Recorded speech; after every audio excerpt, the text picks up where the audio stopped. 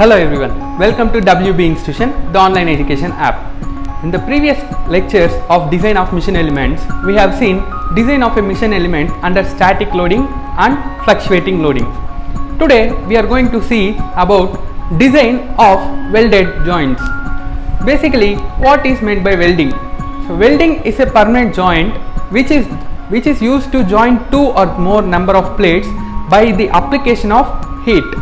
So this is the simple definition of welding. So it is a permanent joint. So it can be used in fabrication where by replacing casting or forgings. So some elements or some components which we cannot form by casting or foundry or forging, we can easily fabricate by use of welded joints. So there are different types of welds. So here why we use welded joints? Why? Because welded joints are cheaper and they are lighter. Now there are different types of welded joints. So based on the welded joints, mainly it is classified into two types. One is butt joints and other one is fillet joints. So butt joints are nothing but when two plates are joined side by side. That is, here it is shown plate 1 and plate 2. It has been joined in the surface manner like this. So if that welding takes place, then it is said as butt joint. Next one is fillet joint. So these fillet joints are when two materials are overlapped one on each other, then by application of welding it is known as fillet joint. So fillet joints are classified into two types, parallel and transverse fillet joints. So what is transverse and what is parallel fillet joints? We will discuss it later. Now here in these types of joints, welded joints, that is butt joint and fillet joints, in fillet joints parallel and transverse, what we have to calculate for designing the welded joint? That is, when welded joint is happen to a material, we will apply some force on the material which it should withstand. So the amount of load what we apply on the material on the welded joint, it has to withstand the load. So that what we have to calculate in design of welded joints. First let us start with butt joint. So strength of butt joint. Here as previously said, butt joints are placed side by side and they are welded in this pattern shown here. So the black color shown here is the type of weld which we have used here. In the same manner at the bottom side also the welding has been taken place.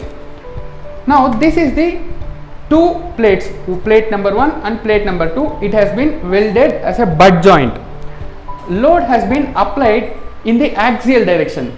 So as shown here, that is with P. So when this load is acted on the body, it should withstand the load. The amount of load it should withstand. What amount of load it should withstand? That is nothing but here it is axial load. So normal stress will be generated in this criteria.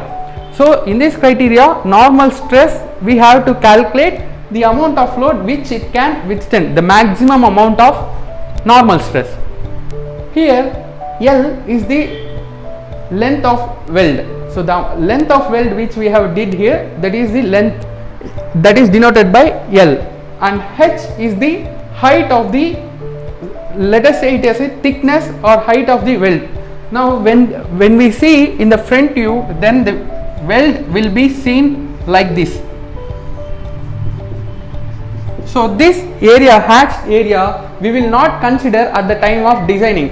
Why? Because in the maximum cases we will eliminate this. So by the use of grinding or some other process, we will eliminate this area. This area is known as reinforcement. So we will eliminate this area and we consider only the remaining part as the thickness, that is H. Now sigma max will be applicable in this type of loading. So what is meant by sigma max? That is the normal stress, maximum normal stress is given by load divided by area. Now which area we have to consider? So we have to consider the area through the cross section, that is the cross section overall length and thickness of the plates or thickness of the weld. Now the load which we are applying here is an axial load, then we can directly calculate as the axial load. Now here sigma max equal to P by A, and A is given by L into H. From here, from this equation, we can get the value of P, which is nothing but P equal to L into H into sigma max.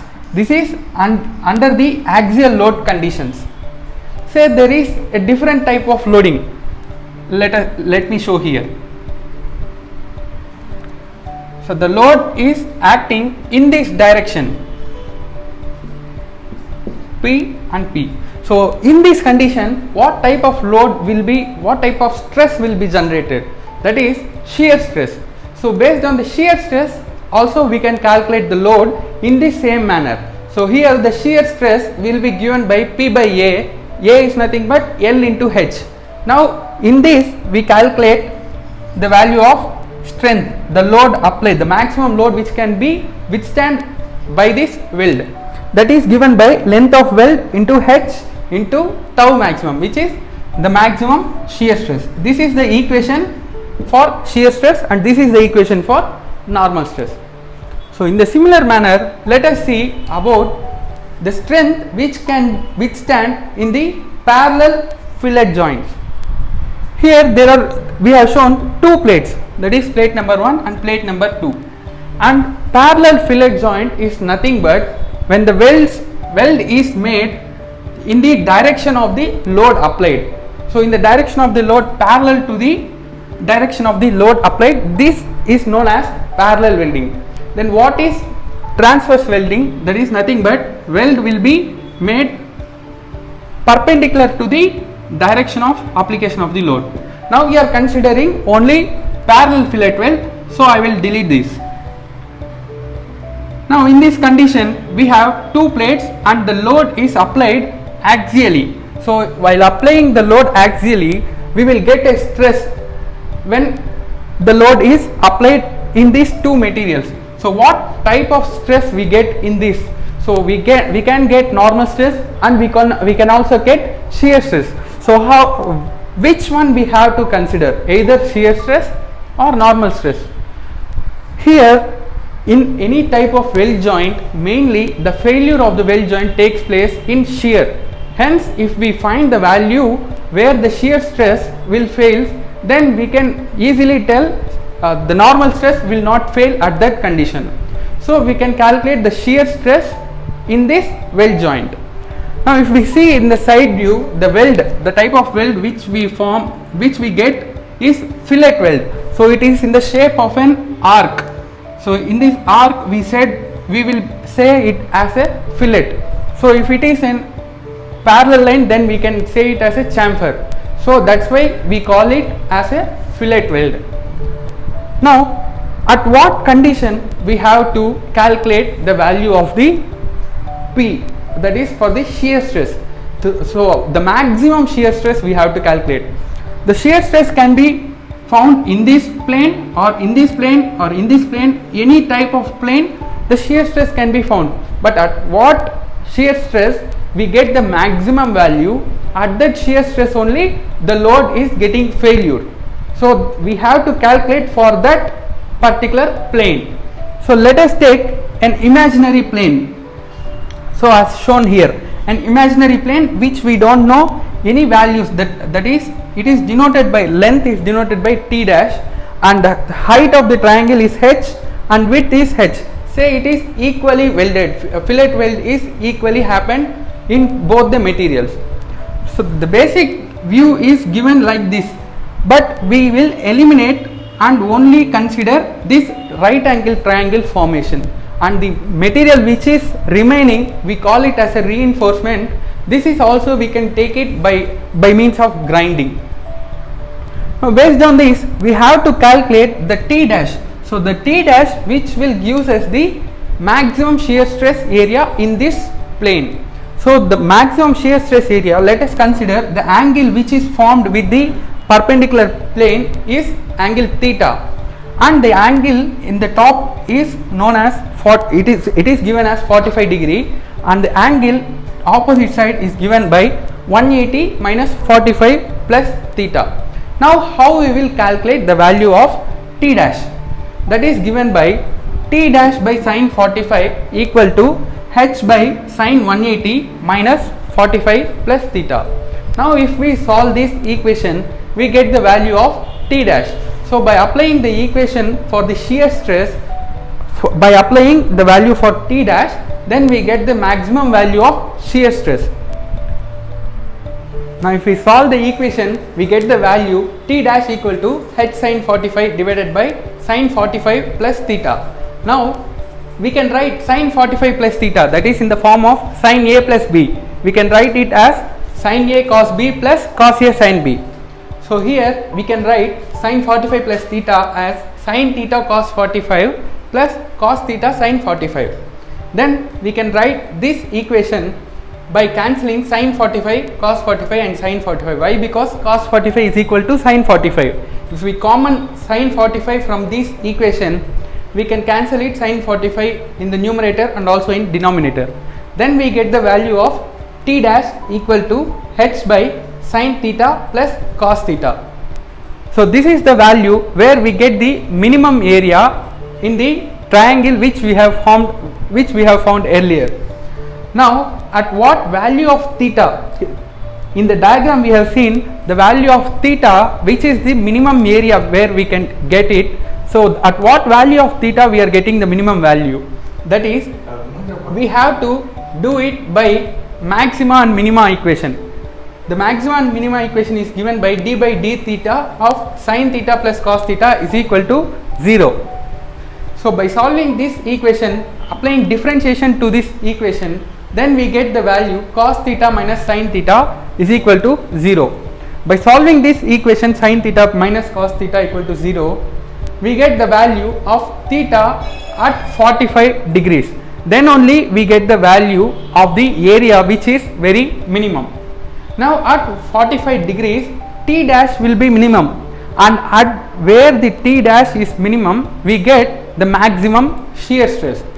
So now let us find what is the value of t dash if we apply a theta of 45 degrees. So in this equation, from this equation, if we apply theta equal to 45 degree, then we get t dash equal to h by sin 45 plus cos 45. So if we solve this equation, sin 45 plus cos 45, 1 by sin 45 plus cos 45, then we get the value of t dash equal to 0.707 h. Now we know what is the maximum shear stress. So it is given by tau max equal to p by a minimum. So we have to consider the minimum area. At this, a minimum is given by L into t dash. So t dash which we have founded earlier. So if we substitute that equation, then we get p by 0.707 h into L. So from this equation we can get the strength of the weld in terms of parallel fillet weld, that is p equal to 0.707 h into L into tau max. So we have seen two plates welded parallel in the parallel direction. Now we have derived the equation only for the single fillet weld. So the single fillet weld only we have considered. So if we want to consider 2 points, then we have to multiply this equation with 2. Then we get the value of p equal to 1.414 h into L into tau max. So this is the final equation of strength which is generated, maximum strength which can be withstanded in the fillet weld at parallel weld joint. Now in this diagram, so the load is applied axially. What happens if the weld is happened only in one side? We are not applying in two sides. What happens if we do like this? Then the center of gravity of the weld, which will be here, let us say it as a C. The centroid will be in the direction which is above, and this is the direction of the load applied. So there is an distance between C and the point where the load is applied. So if we do it like this, then the momentum will be formed in the two plates. So if the moment formed in these two plates, then a couple is formed in between two plates. So if a couple is formed, then the breakage of the weld will be happen easily. That's why we weld on the both sides. So then the centroid of that two joints will be lies in the axis of the load.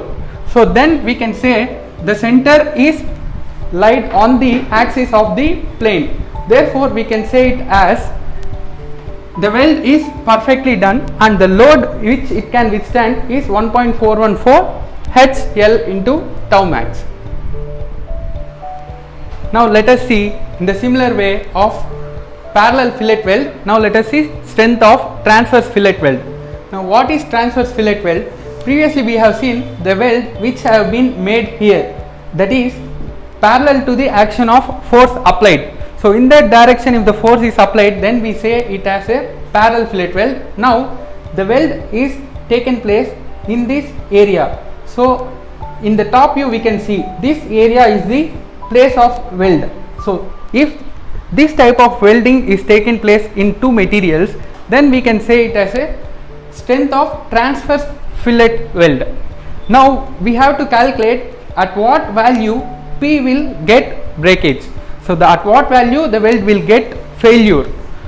Now in the similar way, from the triangle which we have seen before, if we draw a triangle, at what value of theta we get the minimum value of T dash, so that from the minimum value of T dash we can get the value of the maximum shear stress.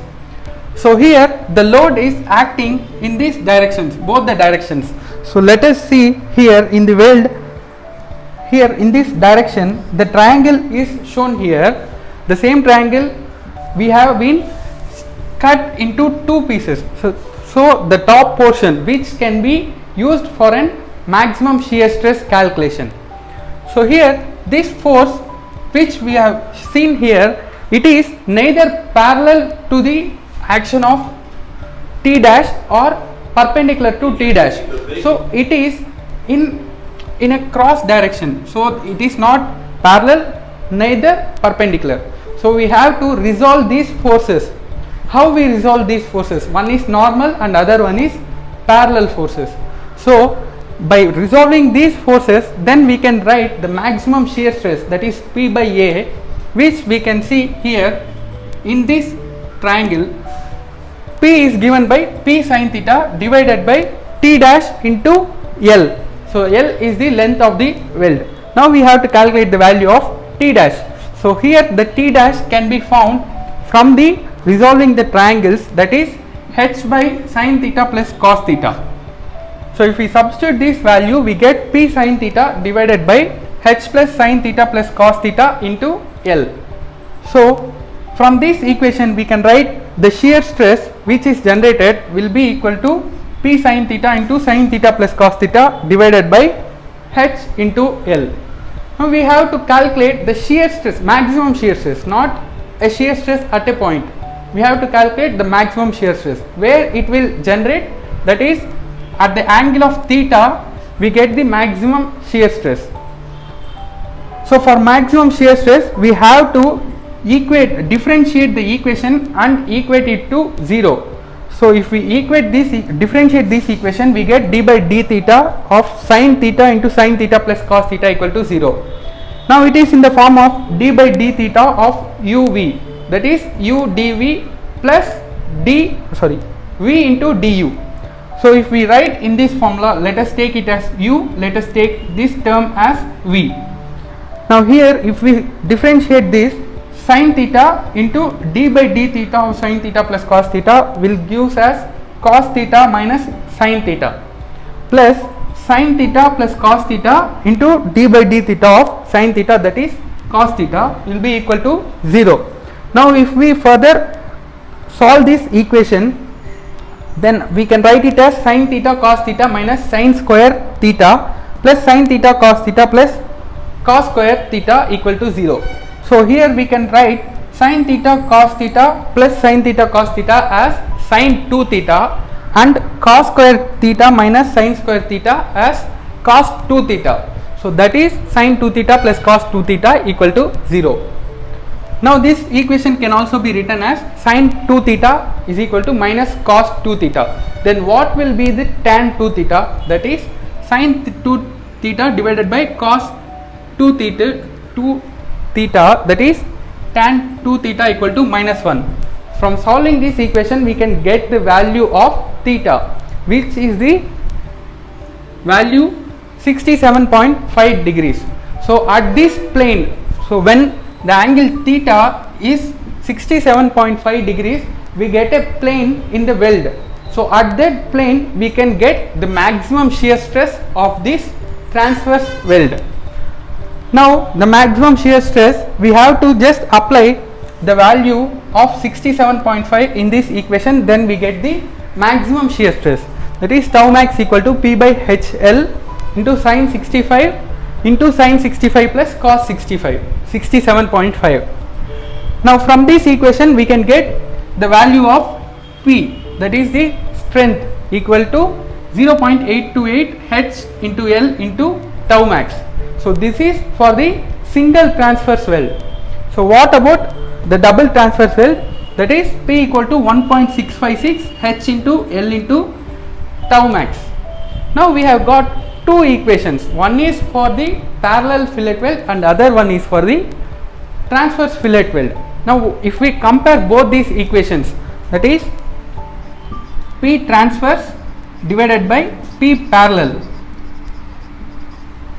which is given by P transverse is 0.828 H into L into tau max divided by 0.707 H into L into tau max. So H, L and tau max will get cancelled and the value which we get is 1.17. That is P transverse, the weld, the strength of the transverse weld, P transfer equal to 1.17 times of parallel weld. So this is most important theory question which will be appear in the examination. So the strength of the weld which is transverse weld will be maximum, will be the more highest than the parallel fillet weld. That is how much percentage? Simply it is 17%. So this type of theory questions will be appear in the examinations. Thank you for watching this video. For more videos, subscribe to WB Institution.